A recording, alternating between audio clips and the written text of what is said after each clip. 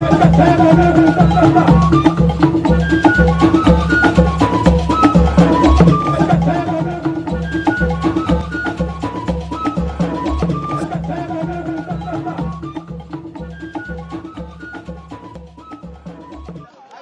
Center for Research in Igbo History and Culture, reaching you from Manoma, Neyi, Umueri.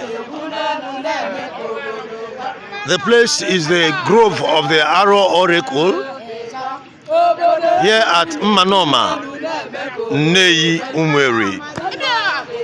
The date is Friday, the 2nd of February 2023.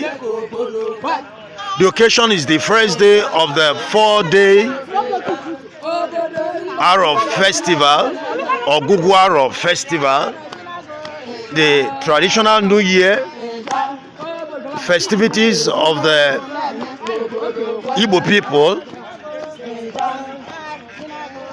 which is taking place here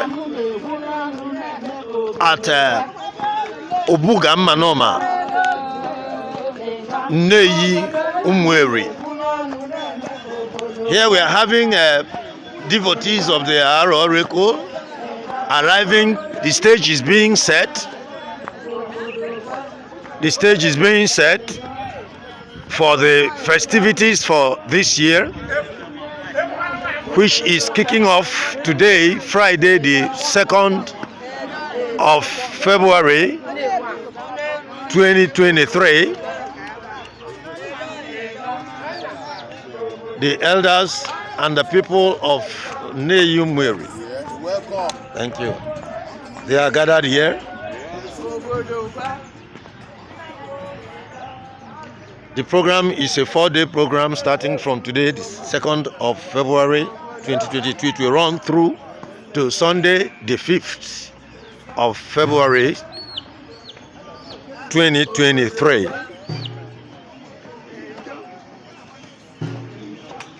I don't know that kind of yeah, Kowala book, Kowala even meta.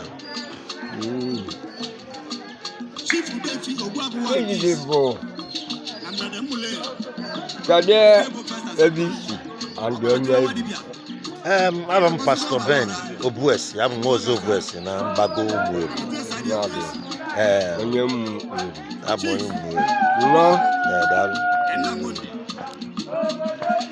Mama, what a life in the dawn of blue. We will Lambaro Kenya near Yaka car. Maka Ogoguaro Abibu. No, I'm with car. Order.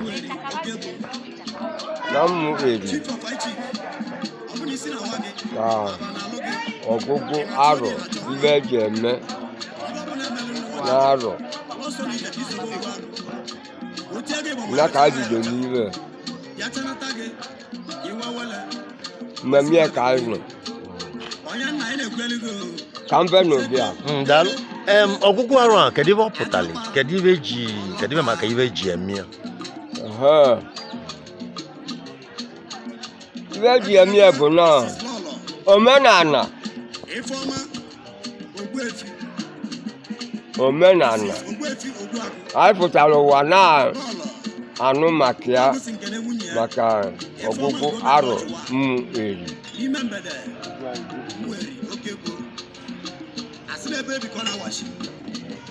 Onyaka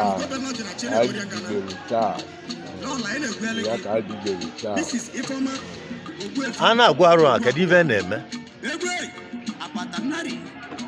Obodo ọbụla dị na Igbo na-abịa ka amara iwe arụ odezuru Igbo ga-agba obodo ọbụla dị na ụwa taa.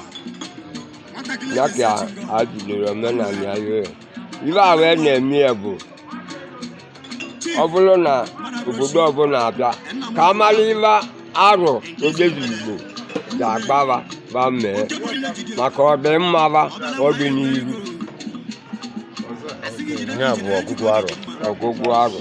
ka aro o dezuluba na wa gbara ibe ye ni ya ba itinye order no iwe chọrọ ka eme ma ọ bụrụ abachi ọ bụrụ ibe ba ga-eme ndụba ma ọganiru ba adịlịba ịbịa nya ka na-eme isi na ọta ka na-eme ka a bidoro omenala ya taa na-eyi ebido kedu ibe na ibe ya eme kedu ibe dị iche iche eme taa ibe abụọ ji bido bụ nọ na n'ime mweri dị ebo na-atọ ezi ikenga ike ọ na-ezi ka ya bụ alụsị dị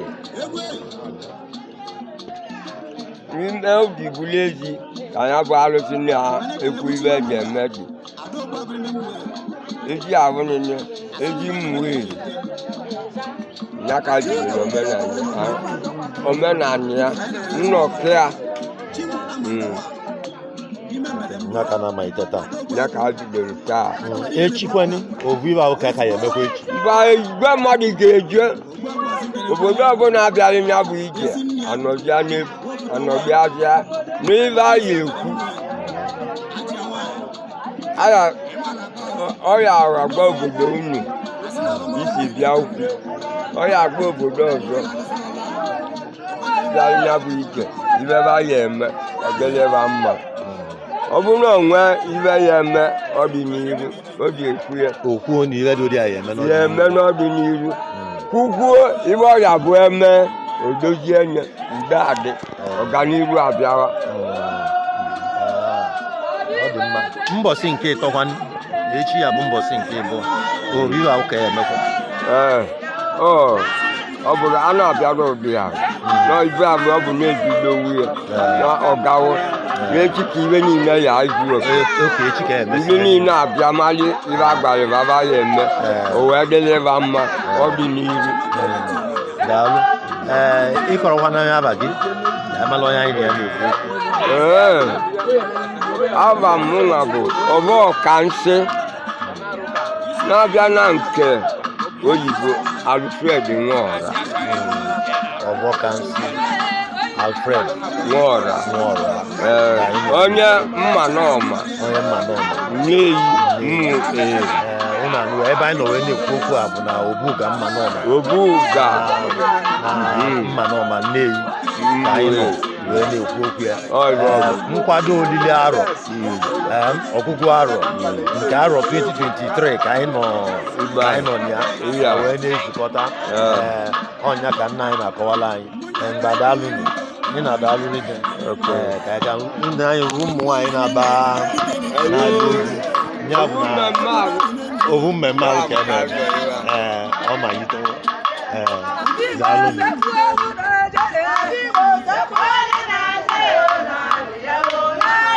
So we are witnessing the opening events of the 2023 edition of the Ogugu Aro Festival.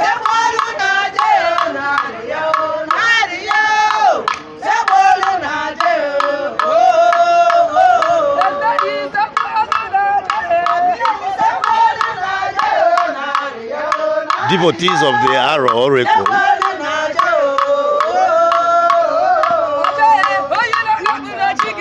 setting the tone for the festival that marks the new year,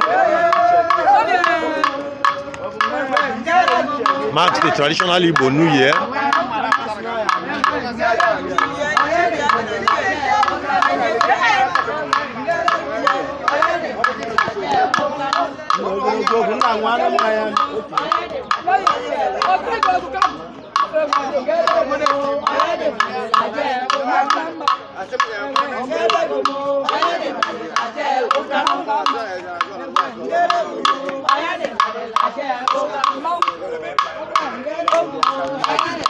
Thank you. We continue.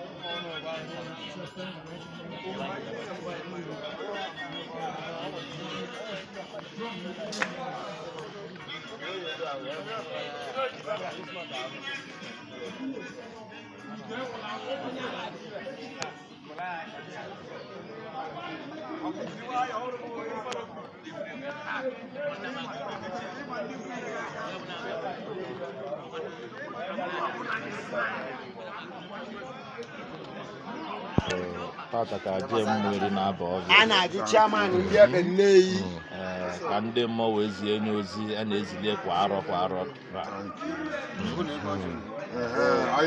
zukwa n'ike ọnya ka anyị ji nọdụ na mmụọ ekpebiara ka abịsị itie na wee si anya jisi ike ka ọ na-aba n'ọbịa ya ruru isi olu ka ezie nye ozi ka ọ n'ihe ezili ka o zie anyị anyị wee na-aga.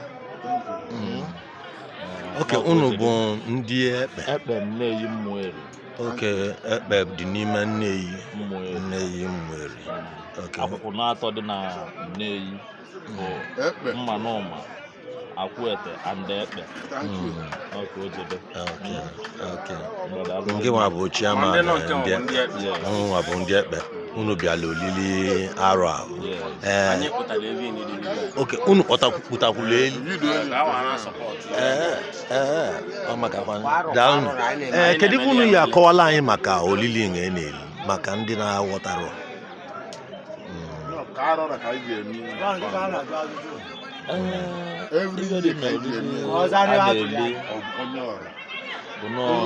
Olili eji ezi Igbo bụ Igbo ozi maka ọdịnihu mbe ya eme n'iru na-ezie kwa arọ ọbụla onye ọbụla akwado onwe ya maka ọdịnihu ka o ji wee dị. Moses ezi ụmụ Israel Ajenwa bụ nya anọchiri anya Moses. So kedu the program ọ bụ sọta nke na-eme ka ya? Taa na-enwe bụ jos mbido ka ebido. Taa bụ mbido. Taa na ka ọ ya eje ọrụ. Ebe a bụ nne ejezie n'ozi. Taa na ka ọ eje receive the message. Echi ka ọ ya enye anyị meseji a. Nwanne echi ka ọ ya eme celebration. Gbọọ ọbalị ya na oje ọrụ a bụ nnata maka na ọrụ a abụrụ obere ọrụ.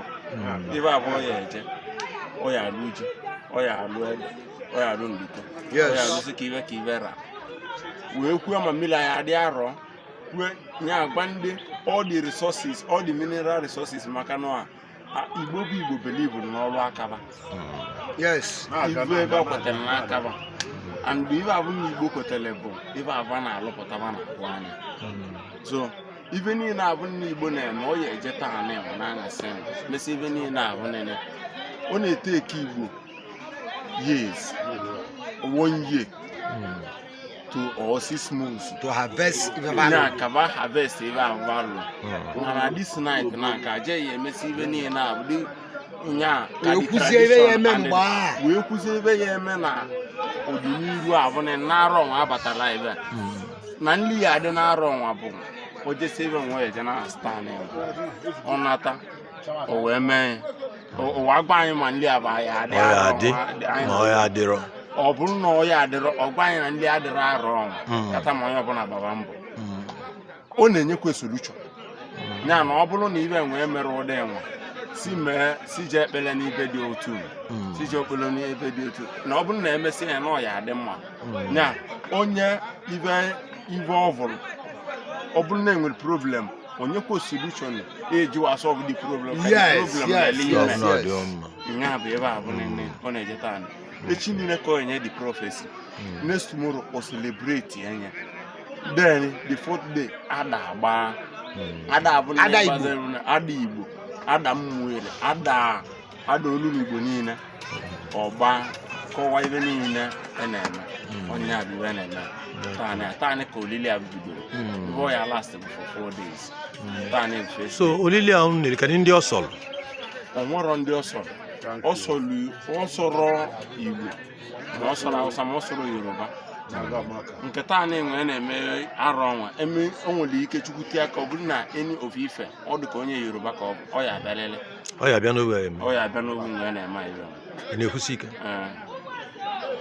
anụ m ekwuru na nwunye mana mụ ma nọ ya abịa maka na ọ nwere onye ọsọ ụwa niile ka a na-akpọ maka na prọfesi abụrụ prọfesi oge onye nọ nke ụwa niile nke Igbo niile nke Naịjirịa ka ọ na-eme ka sirapụ onye na-eme na onye na-eme nwere ike ọ bụrụ nwatakịrị ma nọọ ibe Chukwu debere onye daalụ rinne so kedu onye ya ezi anyị ozi ikpeazụ ka o si wee dị eyi m singlet mana ọ nabiro m ịkọwa ka nsi wee malụ anyị nwere chairman na-achị anyị na obodo a na-eku ekpe Nneyi Umueri nwanne m nwoke akọwagolu obodo bụ Igbo ka o si wee dị nke nwe na-ekwuzi kịta bụ iji wee gbakwunye okwu n'ibe ndị o kwuru ife ọ gwara gị bụ eziokwu anyị Igbo bidolu ife omenala anyị bụ Umueri abịa n'Umueri ebe anyị nwelụ ibe a na-emegasị n'ala Igbo nke a bụ na-arọ Nneyi Umueri Igbo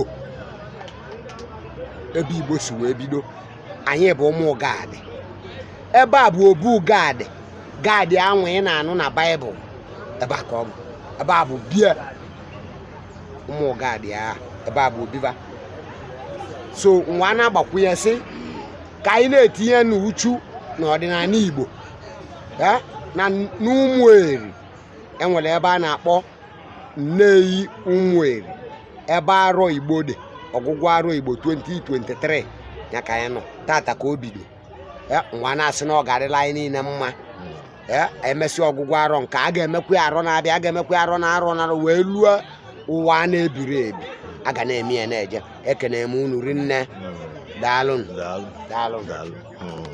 mba nwere onye ọzọ chọrọ itinyere ihe ya chọrọ ibu izi ndị mmadụ ụwa bụrụ ọba anyị Umueri bụ Umueri owu mmadụ mụrụ Umueri na Ogbunike na Ọkụzụ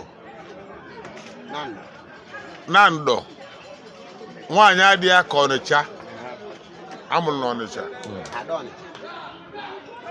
mbụ arọ nwa dị iwe bụ Igbo si bịa bụ ndị Nri ka nne anyị nwụrụ ọ bụrụ Umueri bụ isi ya wee buluo n'obodo ahụ bụ Igwe ahụ ewenye Umueri ọzọ ya bụ arọ anyị nọ iji enwe dị ebido enwe ụwa nga dị iwe enwe bụ na ebe anyị ka dị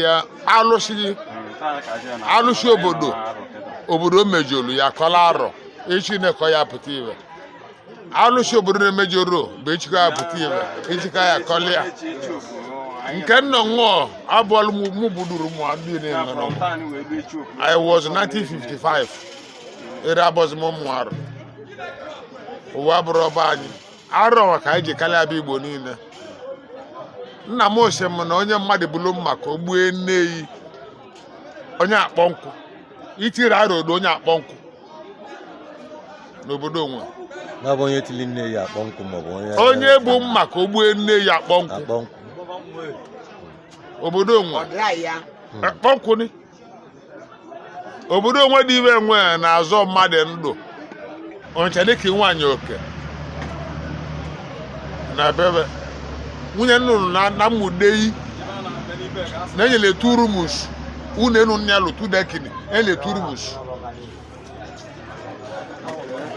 nwaanyị nnụnụ na Mmudeyi Ọnịcha ọ bụrụ mmadụ ka ọlụ mụ na mụ dị shọ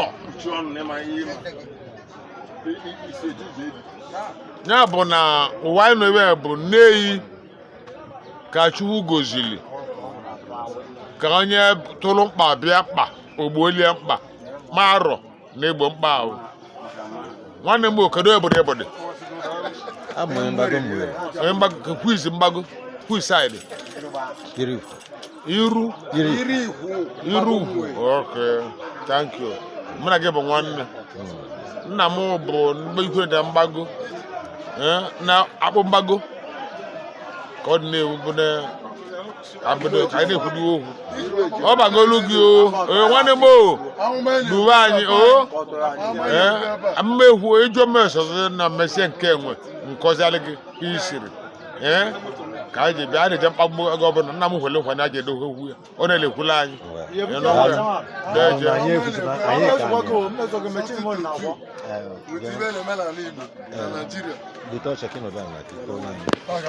elekọrọ otu ime nwanyị n'ụsọ fọs n'ebe ọ nwere a na-akpọ ọka aja bịa dibịa ọka anyị amarị ya ọ gụrụ arọ na ya anọgụ Biafra na Naịjirịa that year and that night o bula ọma ka bidoro ọgụ Biafra nwatakịrị nwa bara taa na-akpọ Uchechukwu akọrọ cheche ịnụta nne ya ma ya ịmụ nne ya ọ wee egwu ama mana onye ga-abara taa bulie obukwa disema amụma ahụ agadi nwoke ọ na-amarụ nne na-amarụ ebukwa ya na Biafra abịago izizi o ji egwu sedi ahụma the existence of Biafra so most of this na-eme ebe ejiri egwu o Prophet's Cup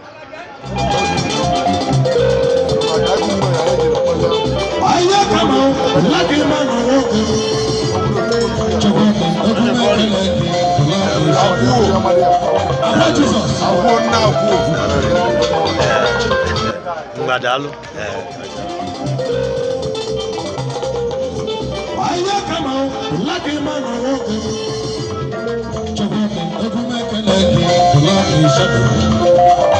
Jesus.